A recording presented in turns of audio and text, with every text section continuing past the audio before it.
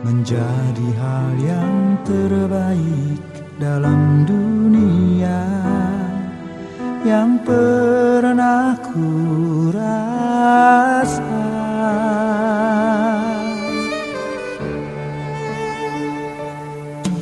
Karena cinta yang ku terima, aku pun ada. Sebagaimana ku sekarang, karena cinta yang kau tanamkan telah berbuah Menjadi hal yang terbaik dalam dunia yang pernah ku rasa.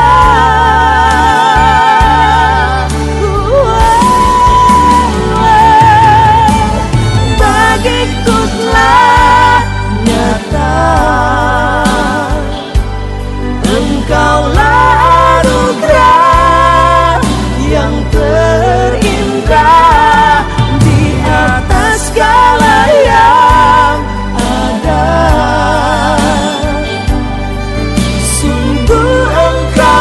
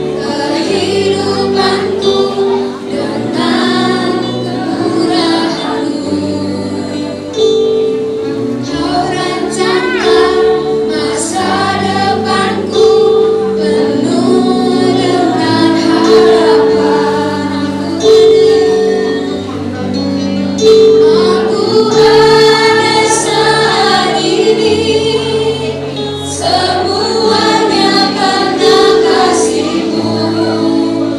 Aku hidup hari ini semua berkat kemurahan-Mu. Terima kasih Yesus, Engkau sangat baik, teramat baik bagiku. Tuhan, sebelum saya akan berdoa bagi kedua mempelai ini, mungkin tidak akan terlalu panjang. Mari kita siapkan hati kita, karena pulang dari sini masih ada acara adat yang akan dilaksanakan. Teks firman Tuhan yang saya ingin kita renungkan bersama yaitu dari Injil Lukas pasal yang pertama. Saya akan baca Injil Lukas pasal pertama mulai ayat 5 sampai ayat yang ke-17. Kalau saudara bawa Alkitab silakan dilihat Alkitab saudara. Kalau di HP saudara silakan lihat. Saudara bisa tandai di sana nanti. Lukas pasal pertama ayat 5 sampai ayat 17. Demikian firman Tuhan. Pemberitahuan tentang kelahiran Yohanes Pembaptis. Pada zaman Herodes Raja Yudea adalah seorang imam yang bernama Zakaria dari rombongan Abia. Istrinya juga berasal dari keturunan Harun, namanya Elisabet. Keduanya adalah benar di hadapan Allah dan hidup menurut segala perintah dan ketetapan Tuhan dengan tidak bercacat. Tetapi mereka tidak mempunyai anak, sebab Elisabet mandul dan keduanya telah lanjut umurnya. Pada satu kali, waktu tiba giliran rombongannya, Zakaria melakukan tugas keimaman di hadapan Tuhan. Sebab ketika diundi sebagaimana lazimnya untuk menentukan imam yang bertugas, dialah yang ditunjuk untuk masuk ke dalam bait suci dan membakar ukupan di situ. Sementara itu seluruh umat berkumpul di luar dan sembahyang. Waktu itu adalah waktu pembakaran ukupan. Maka tampaklah kepada Zakaria seorang malaikat Tuhan berdiri di sebelah kanan mezbah pembakaran ukupan. Malaikat melihat hal itu, ia terkejut dan menjadi takut. Tetapi malaikat itu berkata kepadanya, "Jangan takut hai Zakaria, sebab doamu telah dikabulkan dan Elisabet istrimu akan melahirkan seorang anak laki-laki bagimu dan haruslah engkau menamai dia Yohanes. Engkau akan bersukacita dan bergembira, bahkan banyak orang akan bersukacita atas kelahirannya itu. Sebab ia akan besar di hadapan Tuhan dan ia tidak akan minum anggur atau minum keras. Ia akan penuh dengan Roh Kudus mulai dari rahim ibunya. Ia akan membuat banyak orang Israel berbalik kepada Tuhan Allah mereka. Dan ia akan berjalan mendahului Tuhan dalam roh dan kuasa Elia untuk membuat hati bapak-bapak berbalik kepada anak-anaknya dan hati orang-orang durhaka kepada pikiran orang-orang benar, dan dengan demikian menyiapkan bagi Tuhan satu umat yang layak baginya." Puji Tuhan. Bapak Ibu Saudara, kita yang berkumpul semua hari ini, saya ingin bukan hanya kedua mempelai ini, tetapi saya ingin kita semua hari ini berpikir tentang keluarga kita masing-masing.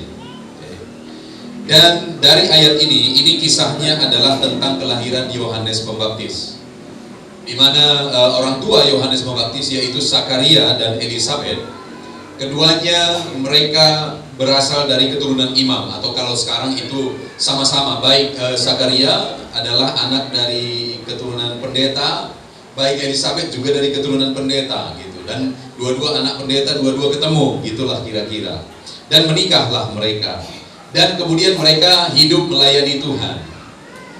Tapi ketika mereka melayani Tuhan, dicatatlah oleh firman Tuhan sampai di sini dijelaskan mereka sudah tua, dan tahukah Bapak Ibu bahwa pada waktu itu sampai mereka tua mereka tidak memiliki keturunan. Itu dicatat di sini.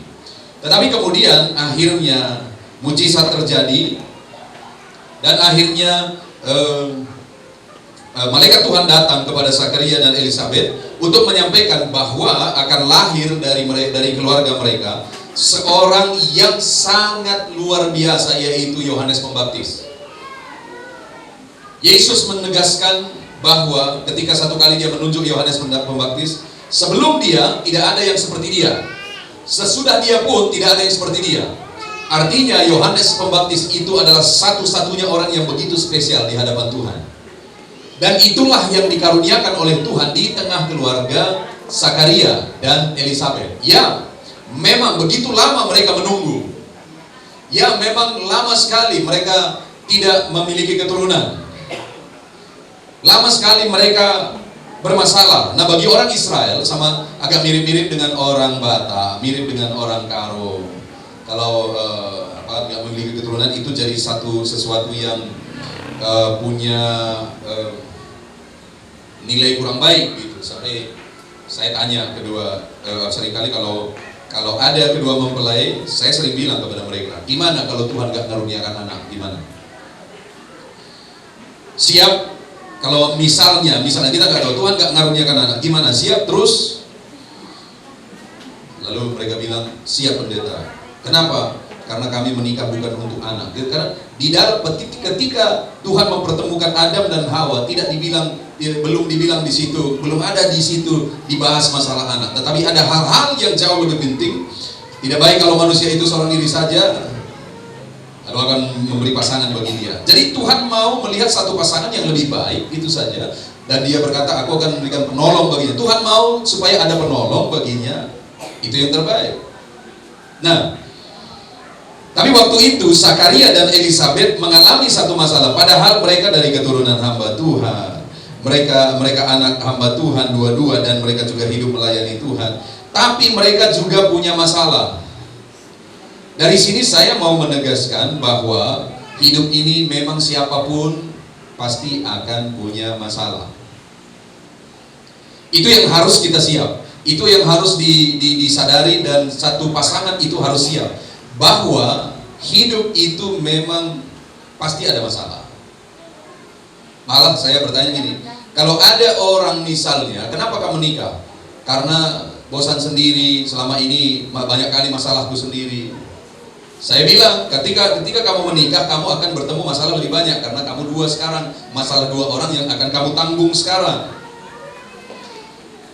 Hidup ini pasti tidak akan terlepas dari masalah, siapapun dia. Kalau Zakaria, Elisabet, ini dari keturunan hamba Tuhan, tapi itu pun mereka menghadapi masalah. Hidup ini tidak akan terlepas dari masalah. Keluarga ini ketika dipertemukan Tuhan nanti akan berjalan, pasti akan ada masalah. Tetapi kalau kita lihat di sini, masalah mereka itu akhirnya berubah jadi mujizat. Itu sebenarnya yang kita rindukan. Bagaimana supaya masalah-masalah kehidupan kita berubah jadi mujizat. Sekali lagi, bagaimana supaya masalah-masalah kehidupan kita berubah jadi mujizat. Bukan masalah menimbulkan masalah baru. Yang banyak kali terjadi dalam hidup kita adalah, yang banyak kali terjadi di tengah keluarga adalah masalah menimbulkan masalah baru. Kenapa? Karena masalah itu dihadapi dengan cara yang salah. Ketika masalah dihadapi dengan cara yang salah, akan muncul masalah baru. Makanya ada satu istilah, saya setuju dengan istilah ini, yang berkata bahwa masalah yang kamu hadapi, masalah itu sebenarnya bukan masalah yang kamu hadapi, tapi masalah itu sebenarnya adalah bagaimana kamu menghadapi masalah itu. Kalau ada masalah dihadapi dengan benar, maka masalah bisa jadi mujizat. Tapi kalau ada masalah tidak dihadapi dengan benar, maka akan menimbulkan masalah baru. Misalnya laki-laki lah, bermasalah kamu rumah, lawas kamu darat, darah mindu tua, gerebek minum tua, tunggulah, maka akan muncul masalah baru. Atau kamu bermasalah di rumah, darah mindu sabu, udara dah misalnya. Kata orang itu bikin tenang, tunggulah, maka akan ada masalah baru. Demikian juga perempuan, masalah di rumah, lawas keluar, ngomong cerita, gosip, melampiaskan di luar. Tunggulah, maka akan ada masalah lebih besar yang akan ketemu. Nah, itu sebabnya hari ini yang saya ingin belajar adalah masalah pasti akan ada. Bilang dulu kiri kanan, semua, bukan hanya kedua mempelai. Geluhenda lalap ngelit masalah, teman bilang. Amin. Tapi masalah yang kita hadapi bukan masalah sebenarnya, tapi bagaimana kita menghadapinya. Malah semua kemajuan sekarang itu semua berasal dari masalah. Engkai maka gundaring HP sehingga li kade-kade i luar negeri HP dalam hitungan detik banci kamerana. Perban kai. Perban berenda Adilit kadang-kadang dulu lawas ke luar negeri, banci kamlani musidahan ngasanigan be. Karena itu terjadi, kirim surat. Tandigan makasih. Boleh ingat akur teman-teman resiko gembala. Jadi masa kirim surat. Anak-anak muda sekarang mana tahu itu. Saya masih alami kirim surat. Ku kirim surat harga kilat mahal. Dan tahu berapa lama baru sampai harga kilat? Paling cepat 3 hari. Itu udah kilat, udah harga mahal. Itu gak paham mereka itu zaman sekarang. Kenapa? Karena sekarang udah ke luar negeri pun dalam hitungan detik udah nyampe kan. Tapi tahukah Bapak Ibu kenapa sekarang kita bisa ngomong dalam hitungan detik ke luar negeri? Karena dulu ada masalah harga kilat pun 3 hari baru nyampe. Jadi semua kemajuan itu diawali dari masalah. Jadi mujizat itu diawali dari masalah. Saya ingat dulu kalau dari Tanah Karo sana dibilang bahwa nukur cira pe perlu lawas ku Medan. Daran ku Medan erwari-wari untuk nukur cira lanja kasih deh. Waktu itu belum ada mobil, belum ada pikiran ada mobil. Jadi waktu itu ada seorang guru berkata begini, pagi ingat ndu, pagi atret motor besi-besi banjir dalan, atret ke rumah ndu. Orang bilang go adon guru siano kata orang. Waktu itu orang belum paham. Tapi karena masalah itu akhirnya terjadilah kemajuan, orang mulai berpikir, membuat kemajuan dan sebagainya. Terjadilah kemajuan. Demikian juga masalah di tengah keluarga kita itu bisa menimbulkan, memunculkan kemajuan. Itu bisa menjadi satu mujizat. Itu yang dialami oleh Elisabet dan Zakaria. Mereka punya masalah, tapi mereka hadapi masalah mereka dengan benar, sehingga akhirnya lahirlah di tengah keluarga mereka seorang anak yang Yesus berkata ini orang yang sebelum dia tidak ada seperti dia, sesudah dia tidak ada seperti dia. Pertanyaannya sekarang, bagaimana Zakaria dan Elisabet menghadapi masalah mereka? Itu yang saya ingin kita belajar. Oke. Kalau kita tahu akhirnya di tengah keluarga Zakaria dan Elisabet ada mujizat, bagaimana mereka menghadapi, menjalani hidup mereka sekalipun ada masalah di tengah keluarga mereka. Saya baca ya, mulai lihat ayat 6. Bisa ditampilkan mulai ayat 6.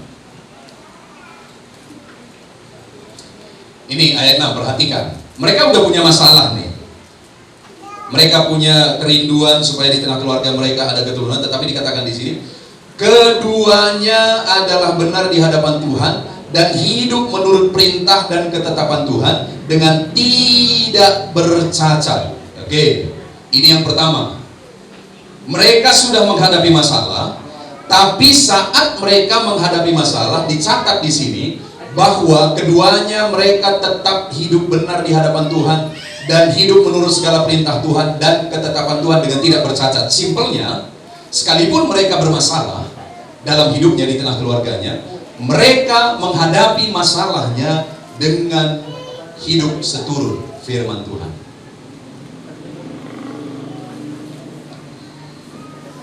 Selama ini bagaimana kita menghadapi masalah hidup kita? Selama ini bagaimana kita menghadapi masalah di tengah keluarga kita? Apa yang kita lakukan ketika ada masalah di tengah keluarga kita? Apa yang kita kerjakan ketika ada masalah di tengah keluarga kita? Dan setelah saudara mengerjakannya, apa yang terjadi kemudian? Zakaria dan Elisabet saat ada masalah, firman Allah mencatat bahwa mereka tetap hidup seturut firman Tuhan. Mereka tetap hidup benar. Mereka tidak bercacat. Jangan adilin jeda bahasa aslinya, bahasa Yunani. Jeda katakan kalau ada saling menasehati untuk saling hidup benar. Gitu. Jadi saat Zakaria mungkin kan ada waktu-waktunya lemah juga. Datanglah ketika Zakaria lemah, datang Elisabet, Bapak Sope, Pak gitu.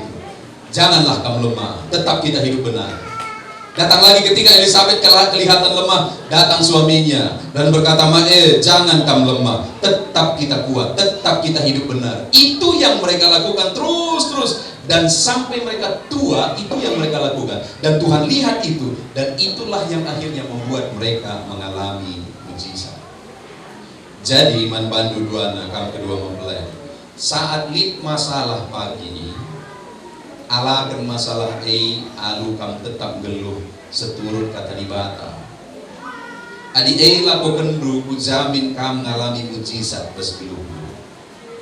Alami hadapi masalah kerjakan kerina seturut kata di bata. Adi kerja kendu yakin aku mujizat banci terjadi bas kegeluhan dulu. Jadi pertama apa yang harus dilakukan ketika ada masalah?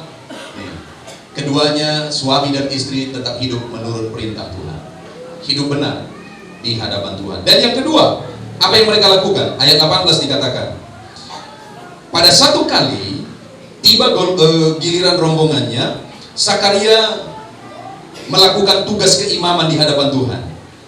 Sebab ketika diundi sebagaimana lazimnya untuk menentukan imam yang bertugas, dialah yang ditunjuk untuk masuk ke dalam bait suci dan membakar ukupan. Oke. Yang kedua, Sakaria adalah hamba Tuhan, dia pelayan. Oke.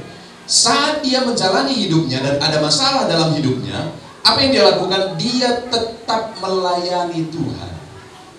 Kan wajar kalau dia bilang gini, Tuhan, aku mau melayani kamu, tapi masalahnya adalah dundung. Pakam gome Tuhan, bisa saja dia berkata begitu.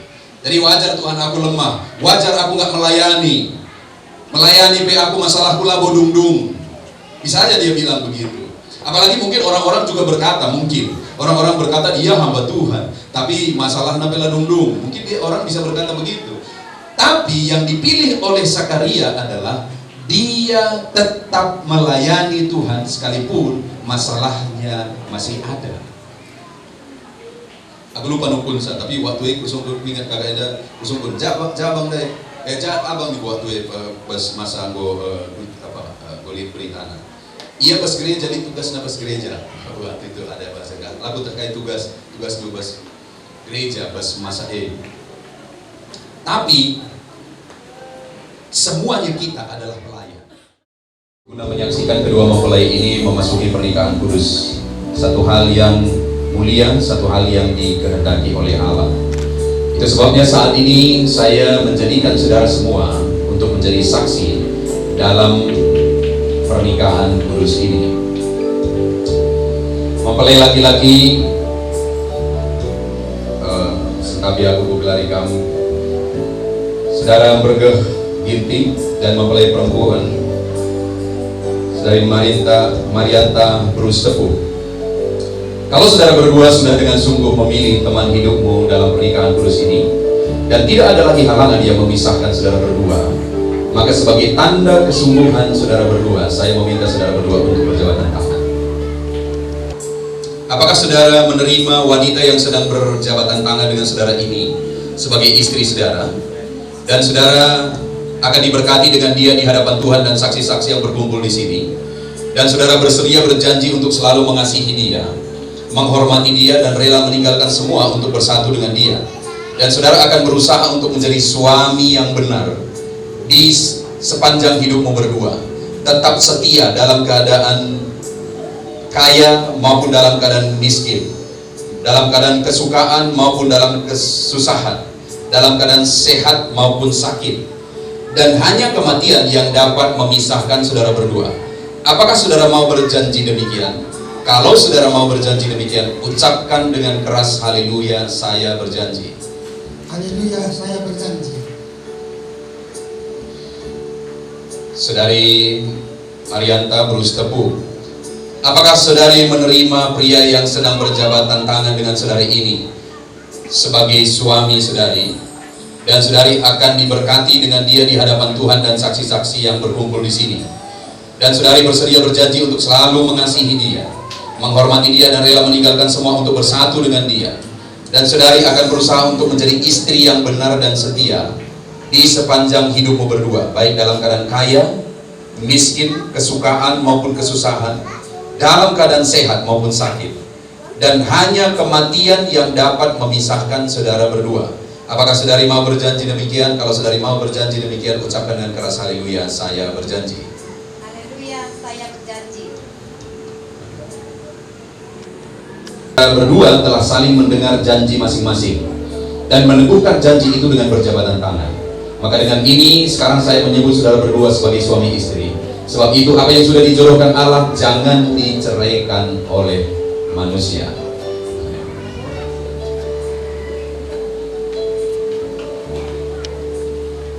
Cincin ini terbuat dari emas murni. Sifat dari emas murni itu adalah makin diuji dia makin murni. Kenapa ada 24 karat? Ada emas makin tinggi dia makin mahal harganya. Itu letaknya di mana? Letaknya di ujiannya, di pembakarannya. Nah itu sebabnya seperti tadi, biarlah makin banyak ujian, makin murni cinta kasih di tengah keluarga kalian, makin kuat, tetap cinta Tuhan, tetap layani Tuhan, tetap berdoa, apapun yang terjadi, masalah apapun yang dihadapi. Oke, silakan. Ada hadapan. Iya. Setelah pakai lihat kamera. Mari, Senyum. Jangan sekali kak. Senyum. Nampakkan cincinnya bang? Cincinnya bang? Iya. Iya. Oke, satu. Oke. Dan cincin ini juga tidak berujung. Sekali lagi, pernikahan Kristen itu hanya kematian yang dapat memisahkan. Biarlah itu juga yang terjadi di tengah keluarga saudara berdua, hanya kematian yang bisa memisahkan. Silakan. Oke, lihat kamera. Sekali, Senyum. iya. Senyum, mari. Oke. Oke, silakan dulu. Hidup ini untuk melayani Tuhan. Jangan sia-siakan. Mari jemaat Tuhan, arahkan semua tangan saudara ke depan. Kita mau berdoa bagi kedua mempelai ini. Bapa di sorga, sebagai hamba-Mu saat ini Tuhan, hamba menumpangkan tangan atas kedua anakmu ini, di mana hari ini mereka berlutut di hadapan-Mu. Mereka mau bersatu dalam Tuhan, menjadi suami istri. Dan saat ini mereka merindu supaya Engkau memberkati mereka. Itu sebabnya saat ini Tuhan, biarlah tangan-Mu yang terulur tertumpang ke atas anakmu ini, Bapak. Berkati mereka Tuhan, berkati mereka, berkati keluarga mereka dalam nama Yesus. Jadikan keluarga ini jadi keluarga yang hidup benar di hadapan Tuhan. Jadikan keluarga ini jadi keluarga yang hidup melayani Tuhan, yang terus berdoa apapun masalah yang mereka hadapi. Berkati keluarga ini ya Tuhan, kasih karunia-Mu, berkat-Mu, anugerah-Mu tercurah di tengah-tengah keluarga ini. Berkat Tuhan melimpah di tengah keluarga ini. Damai Tuhan turun di tengah keluarga ini. Dalam nama Yesus, dalam nama Yesus, berkati Tuhan. Kau yang memberkati mereka, Kau yang menuntun mereka untuk terus mereka melangkah ke depan bersatu hati. Dalam nama Yesus, berkati Tuhan. Dalam nama Yesus, berkati. Sebagai hamba Tuhan saat ini, hamba menumpangkan tangan ke atas kehidupan-Mu. Diberkatilah keluarga-Mu ini, diberkatilah masa depan-Mu, diberkati seluruh kehidupan di tengah-tengah keluarga-Mu. Di dalam berkat nama Bapa, Putra, dan Roh Kudus, di dalam nama Tuhan Yesus Kristus, turunlah berkat-Nya melimpah atas kehidupan-Mu, atas keluarga-Mu. Diberkatilah keluarga-Mu dalam nama Tuhan Yesus Kristus. Haleluya, haleluya, haleluya. Amin. Bila saatnya nanti ku tak berdaya lagi, hidup ini sudah jadi berkah. Bila saatnya nanti ku tak jalan. Dibuat kenangan, ada Sundi Kening, mereka sudah senyum. Oke, silakan Sundi Kening. Tepuk tangan semua. Oke, sekarang silakan menghadap ke jemaat. Oke, Bapak Ibu, inilah keluarga baru yang sudah diberkati dalam Ibu Mariata Bro Sitepu. Sekali lagi kasih tepuk tangan untuk Tuhan buat keluarga baru yang hari ini sudah diberkati. Sebentar sebelum mereka datang kepada orang tua.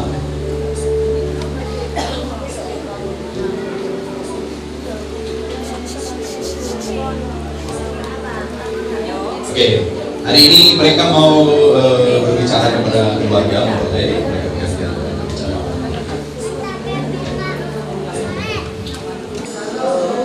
Terlebih besi katakan firman Tuhan. Ijai bas pengarang-arangna. Kalau kita pulang di bas gereja pada ada. Bujur katakan kalimat Tuhan di batang. Ijai katakan kami bujur man Bapak Gembala, Rasibo Gembala. Bagi peman kerina jemaat kemarin pernian. Ijai ikut ia serta dalam melaksanakan pemasukan kami. Ijai kami mengatakan bujur. Bujur dengan katakan kami makan jemaat kalian udah jalan tengah. Kamu turut dengan rasi jauh kami. Bagi pemimpin keluargaku, wujudku, kamu semina nabi bagi bibi. Hijau kamu ngasihkan pemasukan-pemasukanku bagi pemimpin kalimu kamu.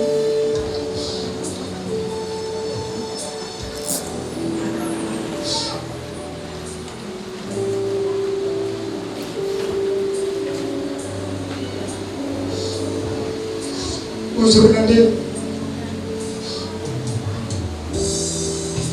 engkau kamu ngasih kenal beli masuk di mata walaupun yang kedua kalinya ia nak ukur tu nanti walau kamu sangkut bertentu kamu di mata segelapnya berjauh kedua kalinya sambil pagi kedua kami harus berbendu bagi si surah-surahkan kami dapatkan mujizat dan mas Tuhan bujur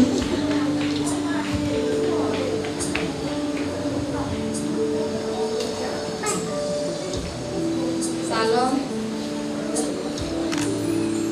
Putus katakan malibata, bukadung pasukan kami duana, bujur katakan kami man kapan pendeta dan harus kelibu harapkan jemaat Krina, bujur man katakan kami man Krina si pulong, harus nande, harus telina, harus turang Krina, bujur. Layani Tuhan, jangan sia-siakan apa tosok kendung anak lu jadi berkah. Hidup ini adalah kesempatan, hidup ini untuk melayani Tuhan. Jangan sia-siakan apa yang Tuhan beri. Pakailah hidup selagi aku masih kuat. Bila saatnya nanti ku tak berdaya lagi, hidup ini sudah jadi berkah. Oh Tuhan, pakailah hidup selagi aku masih kuat. Bukan posisi kamu. Saatnya nanti ku tak berdaya lagi, hidup ini sudah jadi berkah. Hidup ini untuk melayani Tuhan. Jangan sia-siakan apa yang Tuhan beri. Hidup ini harus jadi berkat. Oh Tuhan, oh Tuhan, pakailah hidup selagi aku masih kuat. Bila saatnya nanti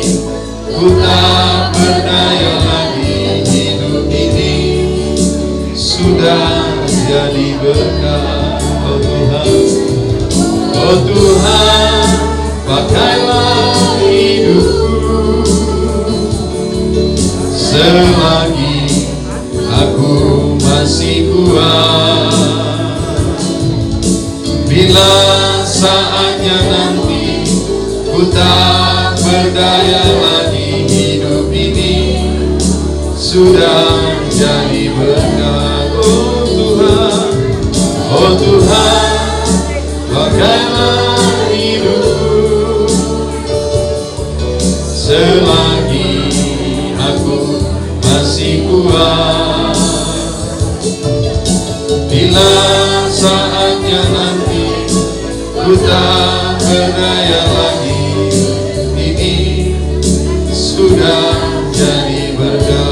Oh Tuhan, oh Tuhan, pakailah hidupku selagi aku masih kuat. Bila saatnya nanti ku tak berdaya lagi, hidup ini sudah jadi berkat. Oh Tuhan, oh Tuhan, pakailah hidupku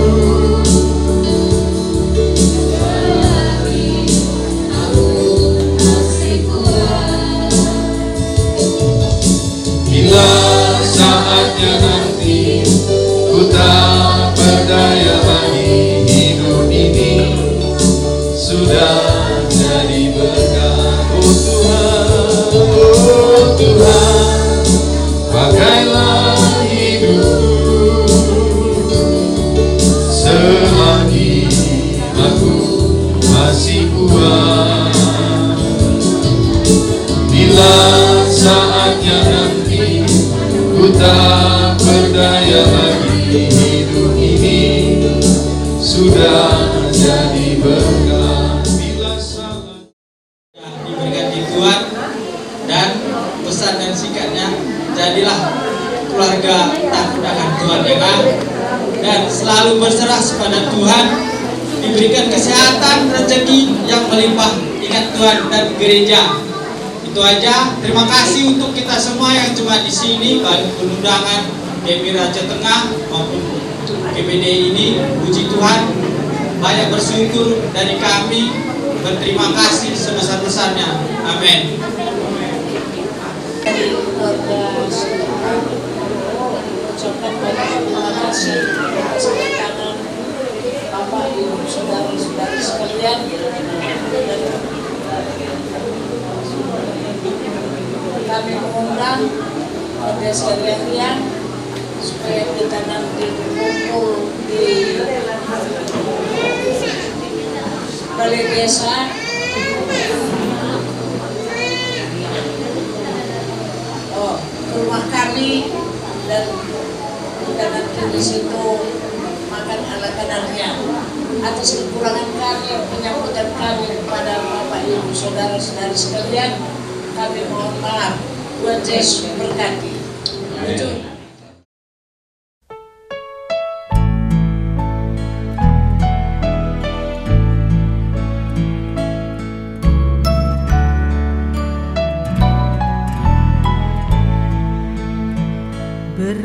Berbahagia tiap rumah tangga di mana kaulah tamu yang tetap, dan merasakan tiap sukacita.